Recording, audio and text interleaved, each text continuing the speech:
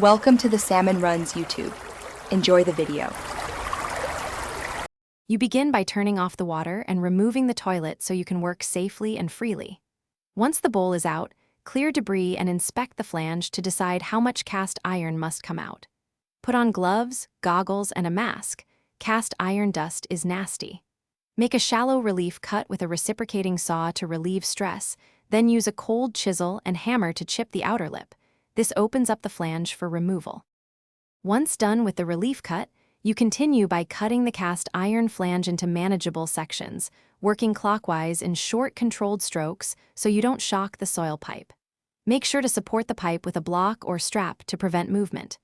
Pry out each fragment with a chisel and pry bar, then vacuum frequently to keep the workspace clear. After chunks are out, grind or file sharp edges smooth, so the replacement flange will. You now install the replacement flange or flange adapter, making sure it sits flush and is centered over the pipe. Use a stainless band clamp or screws to fasten the adapter to the remaining pipe. Tighten gradually and evenly. Once secure, set a new wax ring and lower the toilet, tightening bolts alternately until snug. Reconnect water and run a few flushes while watching for leaks. If the pipe fractures or the hub is unusable, stop, either fit an epoxy sleeve or call a professional to avoid worse damage. Thanks for watching. Consider subscribing if we helped you.